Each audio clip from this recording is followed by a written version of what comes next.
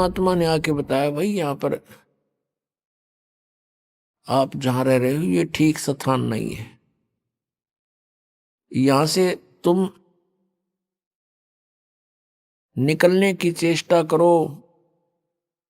और निकलने के लिए तरीका बताया उन्होंने कि सबसे पहले गुरु हो, और गुरु भी पूरा हो, परमात्मा का कृपा पात्र हो, सत्पुरुष को पूरी तरह से वो जान चुका हो, तत्वदर्शी संत हो। तो पुण्यात्मा, पिछला जो परमात्मा का की लीलाएं हम पढ़ते आए हैं, जैसा उनको जाना है समझा है, वो स्वयं ही आकर के एक तत्वदर्शी संत की भूमिका किया करते हैं।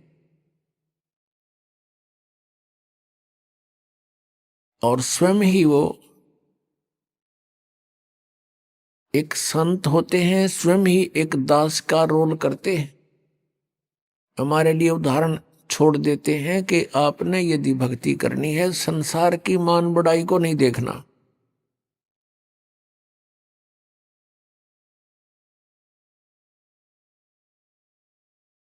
सर्व ब्रह्मांडों के मालिक होते हुए, सबके दाता होते हुए, एक छोटी सी झोंपड़ी में पूरा जीवन एक जनसाधारण की तरह व्यतीत करके चले गए।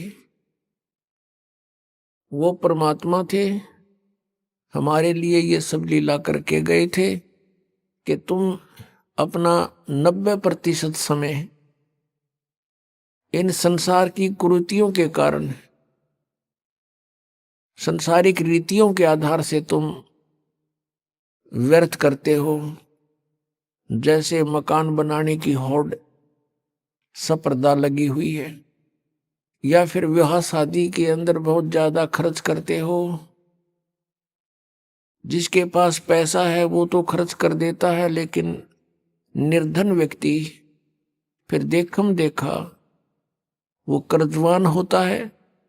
उस तरह की क्रियाएं उसने भी करनी पड़ती हैं, और फिर वो परेशान रहता है। पैसे वाले व्यक्ति विश्व में 1% भी नहीं होते, और वो सब रीतियां बिगाड़ देते हैं। आप देखते हो ये मीडिया में टेलीविजन और फिल्मों वाले कितनी बकवाद के ढंग से विवाह शादियों का प्रदर्शन करते हैं, जिसको देखम देखा समाज में भी वही बिजली गिरती जा रही है। तो हमने इस परमात्मा के को पाने के लिए उनका प्रत्येक आदेश मानना पड़ेगा। उनके द्वारा दिए गई जो गाइडलाइन है, निर्देश है, उनकी पालना करनी पड़ेगी, तभी हम सतलोक जा सकते हैं। अब वो सतलोक कैसा है? शंखों लहर मेर की उपजे, कहर नहीं जा कोई, दास गरीब अचल अविनाशी, सुख का सागर सोई। शंखों लहर मेहर की उपजे, और कहर नहीं जा कोई। अब गरीबदास साहिब जी जो परमात्मा उनको मिले थे, सचखंड सतलोक लेकर गए थे, उन्होंने परमात्मा से परिचित होने के उपरांत परमेश्वर की महिमा को कलम तोड़ ढंग से बोला कि शंखों लहर मेहर की उपजे, और कहर नहीं जा कोई, दास गरीब अचल अविनाशी, सुख का सागर सोई। शंखों लहर मेहर की उपजे, जैसे कभी किसी समय कभी कभी ऐसा होता है, एकांत स्थान पर बैठे हों, आत्मा के अंदर एक ऐसी हिलोर उठती है, सभी अपने से नजर आते हैं, किसी के प्रति द्वेष नहीं रहता। शत्रु ने कितना ही हमें सता रखा होता, कई बार उसके प्रति कोई द्वेष ही नहीं रहता। परमात्मा की ऐसी मेहर होती है। वो मेहर की लहर थी, सबके ऊपर कृपा बरस रही थी, और उसके जाने के बाद फिर वही सती थी। एज इट इज कोशिश करने से भी वो लहर नहीं फिर दोबारा आती। तो परमात्मा कहते हैं वो मेहर की लहर आई थी, उसके बाद सब कहर की लहर होगी, अशांत बनाए रखती है हमारे को।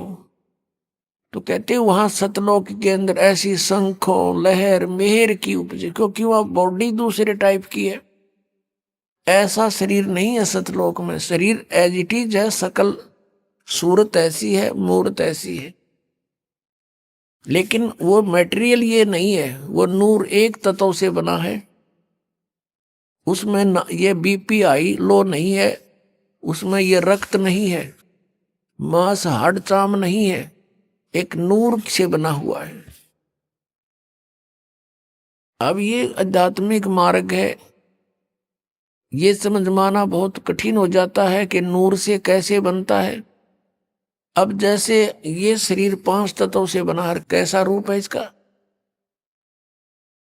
5 तत्व कौन से हैं? पृथ्वी, आकाश, अग्नि, जल, वायु, ये 5 इसके। इसमें ये पांचों कहीं नजर नहीं आ रहे, कहीं नहीं दिखाई देते। ऐसे ही एक नूर से वह हमारे शरीर बनते हैं। उनमें ना बीपी हाई होता, ना कभी लो होता, ना कैंसर होती, ना किसी प्रकार का कोई संसारिक झंझट, वहां कोई काम नहीं आपको। और यहाँ फुर्सत नहीं, यहाँ के देवताओं को भी 1 सेकंड की, सबकी गृहस्थी, सबके साथ यही खाना पीना, पेट भरना और धंधा करना। सारा जीवन प्राणी इस शरीर के पोषण में ही व्यतीत कर देता है। सुबह उठता है, उठते ही चाय पानी खाना बनाओ खाओ, फिर काम पर जाओ, दोपहर में फिर खाओ, फिर काम अपना काम करो, फिर शाम में खाओ, और फिर उठते फिर चलो। आजीवन तक यही करते करते इस शरीर से कार्य लेने के लिए इसमें पहले हमने आहार डालना पड़ता है, और इसी व्यवस्था में सारा जीवन व्यर्थ हो जाता है।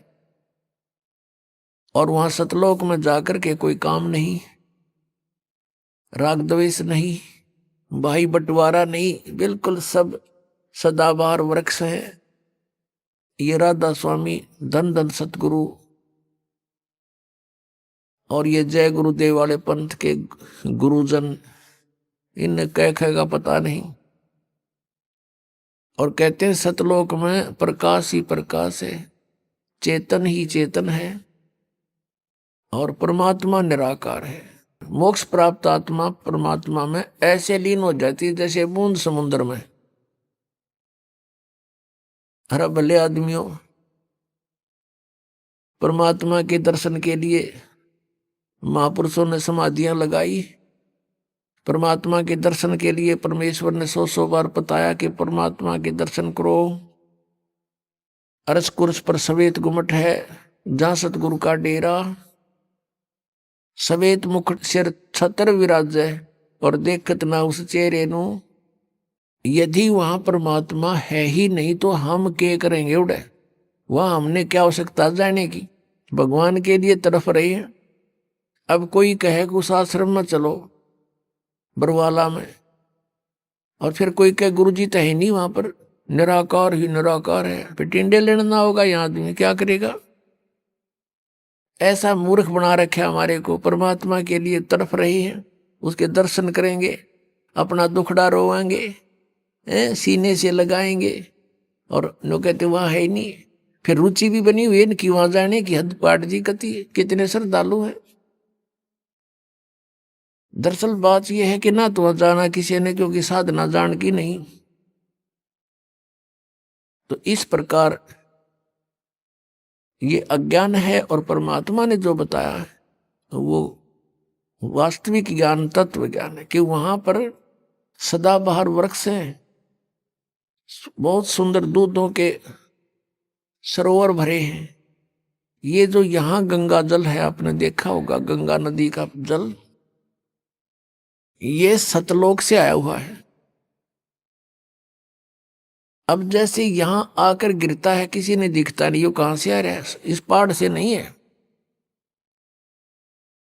ये ऊपर से परमात्मा की व्यवस्था गुप्त रूप से आके यहाँ प्रकट कर दी जाती है। आजकल तो अंडरस्टूड है, विज्ञान ने बहुत कुछ करके दिखा दिया आजकल।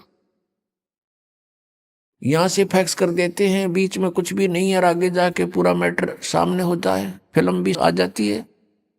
ऐसे ये सतलोक से आई थी। सतलोक से आकर सबसे पहले ये ब्रह्मलोक में गिरी, काल के लोक में। सब जगह इनके एक जटा कुंडली डैम बने हुए हैं, वहां से ओवरफ्लो होकर फिर वहां से चल पड़ती है, उर्वास रूप बन करके फिर दूसरी जगह के बर्फ रूप धारण करती है, वहां से फिर ये मेल्ट होकर के जल बन जाती है, फिर आगे चलती। ऐसे ही यहां आकर के गिरी हुई है। तो ये एक रिहर्सल है कि वहां का मटेरियल खराब नहीं होता, पदार्थ कभी भी खराब नहीं होता। गंगा जल को आप कितने ही दिन तक रखो वो खराब नहीं होगा, उसमें गंदा नहीं होगा। और दूसरा आपको प्रमाण दिखाते हैं कि हम इस परमेश्वर की अमर वाणी का पाठ करते हैं, जो यहाँ यज्ञ होता है, और यहाँ पर ये जल रखते हैं। एक सिंपल जल होता है यहाँ आम टूटियों का भरा हुआ, और इसको फिर परमात्मा की वाणी इसके ऊपर चलती है। ये वाणी चलती है, मंत्र है भगवान के, ये सत्संग होता है, ये सब उसके ऊपर उस जल को अमृत बना देते हैं। गंगा से भी उत्तम बन जाता है वो। गंगा तो एक जल का काम करता है और वो एक बहुत प्रबल अमृत बन जाता है। और उसको कितने दिन तक रखिए आप, कभी खराब नहीं होता। हमारे पास रखा है सन 1996 का, 1996 का ये अमृत रखा हुआ आज तक एक बोतल में, और एज इट इज है। तो जिस परमात्मा की चर्चा करने मात्र से जल भी अमृत बन जाता है, तो पुण्यात्माओं इस जो सत्संग हम करते हैं, परमात्मा की महिमा सुनाते हैं, अमृतवाणी बोलकर सुनाते हैं, इससे पशु पक्षियों पर भी प्रभाव पड़ता है, चींटियों पर भी प्रभाव पड़ता है, पौधों पर, वृक्षों पर भी प्रभाव पड़ता है, और इनको भी बहुत कुछ शक्ति प्राप्त होती है, और समय आने पर इनको ये काम देगी, इनको लाभ देगी। तो उस सतलोक के अंदर कोई पदार्थ खराब नहीं होता, सड़ता नहीं, गलता नहीं, और सदाबहार वृक्ष हैं, सूखते नहीं, और वहां कोई काम नहीं। परमात्मा की याद में आत्मा भीगी रहती है, मस्त रहती है, बहुत आनंद रहता है, चर्चा चलती है, ऐसे मंडलियां बैठकर बतलाती हैं, और नीचे के दुखों को देखकर आंखों में आंसू आते हैं कि कैसे रजा हुई परमात्मा, हम कैसे निकला इस गंदते हैं। वहां जाकर जब नीचे को देखते हो ना, इसमें सड़ांद आती है, इस 21 ब्रह्मांड में तो सड़ांद दुर्गंध आती है। गरीबदास साहिब जी ने लिखा है कि लख योजन तक जात है या दुनिया की गंध। इस पृथ्वी लोक पर रहने वाले प्राणियों के अंदर से निकल रहे ये बदबू, कहते हैं 1 लाख योजन यानी 12 लाख किलोमीटर तक ऊंचाई तक इसकी बदबू जाती है, स्मेल, बैड स्मेल जाती है। तो पुण्यात्माओं, इस प्रकार की विवेचन से आपका मन परमात्मा की तरफ आकर्षित होगा और यहां से चलने की तैयारी करोगे। अन्यथा हम इसी व्यवस्था को फाइनल मान चुके हैं, मृत्यु तो होनी ही है, लेकिन मृत्यु से पहले बच्चों का विवाह हो जावे और इनको भी भगवान संतान दे दे, इनका रोजगार ठीक हो जाए, फिर हम बेशक मर जावे। हमने इतना फाइनल कर रखा, बस ये हमारी फाइनल सोच है। अब कारण क्या है कि विकल्प नहीं था हमारे पास कोई भी। अब परमात्मा ने आकर दया करी अपने बच्चों पर है, वो खजाना खोल दिया जो 600 वर्ष पहले परमात्मा ने कहा था, धर्मदास मैं आपको ये सारा ज्ञान बताऊंगा, लेकिन इस तत्व ज्ञान को अभी सार्वजनिक मत करना है। धर्मदास मेरी लाख दुहाई, ये सार नाम कितबार ना जाई, सार नाम बार जो पढ़ी, बिचली पीढ़ी हंस नहीं तरही। फिर कहा है कि धर्मदास मोरी लाख दुहाई, ये मूल ज्ञान कई बार न जाई, मूल ज्ञान बार जो पढ़ी, बिचली पीढ़ी हंस नहीं तरही। मूल ज्ञान को तब तक छुपाई जब तक ये द्वादश पंथ मिट जाई। अपनात्माओं, उस परमात्मा ने आकर के अपना ज्ञान दिया, उस परमेश्वर ने आकर स्वयं ही हमारी सुध ली, अपनी जानकारी आप बताइए आकर के। अपने आत्माओं, अभी तक किसी भी संत या ऋषि महर्षि का विधान या उनका अनुभव देख लो, सुन लो, पढ़ लो, सभी ने यही कहा कि परमात्मा निराकार है। चाहे कोई विष्णु जी का पुजारी है और सामने मूर्ति रखी है भगवान की, उसको भी कहते हैं क्या मेडिटेशन करता, तो ध्यान लगाता हूं। आपको कोई दिखाई दिया कि नहीं? परमात्मा का प्रकाश दिखाई देता, भगवान दिखाई नहीं देता। कैसा है भगवान? वो तो निराकार है। तो विष्णु जी क्या है आपका? विष्णु जी क्या है? ये निराकार है, साकार। और फिर भगवान कौन है? यदि आप जी का इष्ट श्री विष्णु जी है और फिर आप मेडिटेशन में ढूंढ किसको रहे हो, कहते निराकार है वो, तो फिर विष्णु जी क्या है?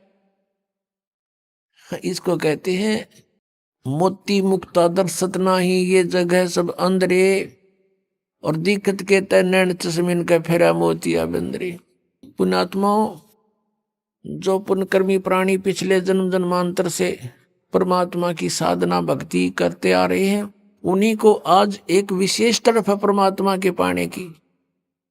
यहाँ गरीबदास महाराज जी कहते हैं, साधों से ती मस्करी और चोरा नाल खुशहाल, ये मल अखाड़ा जीतेंगे युगन युगन के माल। यदि आप जी किसी को यह सच्चाई बताने की चेष्टा करते हो तो आपका मजाक करते हैं, और इन झूठा ने दुनिया बुका कर डाल दी, अपने करोड़ों शिष्य बना दिए एक अटबट करके। कहते इन चोरा नाल खुशहाल, बेखों के लश्कर फिरें ये बाणी चोर कठोर, सतगुरु धाम न पहुंचेंगे ये 84 के ढोर। फिर कहा कि मल अखाड़ा जीतेंगे ये युगन युगन के माल। माल माने रेसलर, पहलवान, जो एक्सरसाइज करता है डेली, और कभी समय आने पर उसकी कुश्ती किसी के साथ होती है, रेसलिंग, तो वो मल अखाड़ा, वो मल ही जीता करते हैं, पहलवान ही जीता करते हैं। आप जी उस परमात्मा के अखाड़े के पहलवान हो, बेटी भाई बहन बुजुर्ग जो भी है, जैसा भी है, युगों युगों से आप ये एक्सरसाइज करते हुए आ रहे हो, और आप ही पार होगे, आप ही में से पार होने का नंबर आओगा। जैसे बच्चे स्कूल जाते हैं, विद्यालय में, तो जो विद्यालय में जाते हैं उन्हीं में से पास होते हैं, और कोई जो पाली जाता है, गधा पर बारी लेता है, बैठ कर सवारी करता है, स्कूल नहीं जाता है, तो वो पास नहीं होते हैं। आप ही पार होगे। अब आपको वो विद्यालय मिल गया जहां सीधी टिकट सतलोक की मिलती है।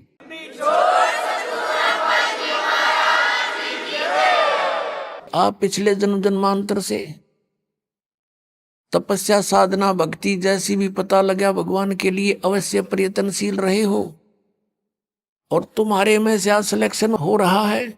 आप कहीं भी गए हो, भगवान के लिए गए थे, किसी संत के शिष्य बने, या किसी मंदिर मस्जिद गुरुद्वारों में आपने जाकर साधनाएं की, कहीं गुफा में गए, कोई तप किया, कोई व्रत किया, परमात्मा के लिए प्रयत्नशील थे। आप पिछले जन्मों के पहलवान थे, मल थे, आप माल थे पिछले जन्म जन्मांतर के, लेकिन आपको दिशा ठीक ना मिली, जिस कारण से आत्मा आपकी भगवान बिना नहीं रह सकती। इस काल ने हमारे को मूर्ख बनाने के तरीके बहुत अपना रखे हैं। कोई शुक्रवार का व्रत रख के अपने आप को संतुष्ट मान रहा, रखे रहे। कोई सोमवार का व्रत रखता है तो बहुत अच्छा, रखे रहे, क्योंकि सैकड़ों समर्थक हैं, हाँ सही है मैं भी करता हूं। और ये किसी को नहीं पता कि गीता जी के 16वें अध्याय के 23वें श्लोक में लिखा है कि शास्त्र विधि को त्याग कर जो मनमाना आचरण करते हैं, उनकी न तो गति होती है, न कोई सुख प्राप्त होता है, न उनकी कोई सिद्धि प्राप्त होती है, यूजलेस। गीता जी अध्याय नंबर 16 के श्लोक 24 में तुरंत कहा है कि इससे तेरे लिए अर्जुन कर्तव्य और अकर्तव्य की व्यवस्था में सदग्रंथ ही प्रमाण है। Nothing else. किसी की दंत कथा पर मत विश्वास करना, जो अपने सदग्रंथों में लिखा है उसी में वे ऑफ वर्शिप सही है, फाइनल है। अब जैसे ये श्री कृष्ण जी के पुजारी पवित्र हिंदू धर्म में जितने भी पुण्यात्मा हैं, अब गीता जी को सिरोधार्य मानते हैं और नाम जपते हैं, हरे राम हरे कृष्ण राधे राधे श्याम मिला दे, ओम नमः शिवाय, ओम भागवते वासुदेव नमः, एवं नमः। ये पता नहीं कितने मंत्र बना रखे। गीता जी में है कोई मंत्र ऐसा? गीता जी में फाइनल फैसला कर रखे है। गीता जी अध्याय नंबर 8 के श्लोक नंबर 13 में कहा कि ओम इति एक अक्षरम ब्रह्म व्यवहारण मामनुसमरण ये प्रयाति तदन देहम सयाति परमाम गति। मुझ ब्रह्म का, माम ब्रह्म, मुझ ब्रह्म का केवल ओम इति एक अक्षरम, ये ओम एक अक्षर है, नथिंग एल्स, और कुछ नहीं। और उच्चारण करके सिमरण करने का, उच्चारण करके सिमरण करता हुआ जो अंतिम श्वास तक, शरीर छोड़ने तक इसका सिमरण करता हुआ छोड़कर जाता है, यह प्रियाति तदन देहम सयाति परमाम गति, वो परम गति को प्राप्त होता है। ओम से मिलने वाली परम गति, ओम से मिलने वाली श्रेष्ठ गति कौन सी है? ब्रह्मलोक प्राप्ति, क्योंकि ओम ब्रह्म का मंत्र है। गीता जी अध्याय नंबर 7 के श्लोक नंबर 18 में गीता ज्ञानदाता ब्रह्म श्री कृष्ण जी में बोल रहा है। वो कह रहा है कि ये उदार आत्मा है तो अच्छी, लेकिन ये मेरे वाली घटिया गति में ही आश्रित रही। ओम से मिलने वाली जो सुविधा है, मोक्ष है, जितना कहते यो तो व्यर्थ है, घटिया है, अनुत्तम है। अनुत्तम क्यों है? क्योंकि गीता ज्ञानदाता स्वयं कह रहा है चौथे अध्याय के 5वें और 9वें श्लोक में, दूसरे अध्याय के 12वें श्लोक में, 10वें अध्याय के दूसरे श्लोक में, अर्जुन तेरे और मेरे बहुत जन्म हो चुके हैं, तू नहीं जानता मैं जानता हूं। तो इसी से दे के जन्म मृत्यु ब्रह्म की भी और पुजारी भी फिर जो दुखी जन्म और मृत्यु जैसा दुख नहीं पृथ्वी पर। इसलिए गीता ज्ञानदाता 18वें अध्याय के 62वें श्लोक में कहता अर्जुन तू सर्वभाव से उस परमेश्वर की शरण में जा, उसकी कृपा से ही तू परम शांति को और सनातन परम धाम को प्राप्त होगा। अब पुण्यात्माओं 17वें अध्याय के 23वें श्लोक में गीता जी में स्पष्ट किया है कि उस सच्चिदानंद घन ब्रह्म की पूजा यानी तत्ब्रह्म, उस परम अक्षर ब्रह्म की साधना का 3 मंत्र का जाप है, उसको प्राप्ति का। ओम तत्सत, ओम ब्रह्म का सरपुरुष भी कहते हैं इस ब्रह्म को, और तत् अक्षर पुरुष का वो सांकेतिक है, और सत जो है परम अक्षर ब्रह्म का। इनकी मजदूरी करनी है। इन तीनों की साधना से ही परमात्मा प्राप्ति, सतलोक प्राप्ति होगी। ओम और तत् सांकेतिक है, ये दोनों मिलकर 2 अक्षर का सतनाम बनता है। और तीसरा वो सार नाम है जो सत कहा है गीता जी अध्याय नंबर 17 के श्लोक 23 में। तो कहने का भाव ये है कि हम साधना करने का खूब कोशिश की हमने, अब पढ़े गीता और नाम ले हरे कृष्ण कृष्ण कृष्ण हरे हरे राधे राधे, कोई बात हुई या? बालकों का खेल बना रखा हमने, भगवान की तरफ जरा भी ध्यान नहीं दिया। गीता जी में है कहीं ये मंत्र, फिर जाप किस लिए कर रहे हो? परमात्मा का विधान है ये। यदि कहो कि तुम कि पुराणों में ऐसा लिखा है, पुराण क्या चीज है, गीता जी क्या शास्त्र है। पूर्ण परमात्मा ने, सत्य पुरुष ने इस ब्रह्म के अंतःकरण में फीड कर दिए थे, 5 वेद किए थे।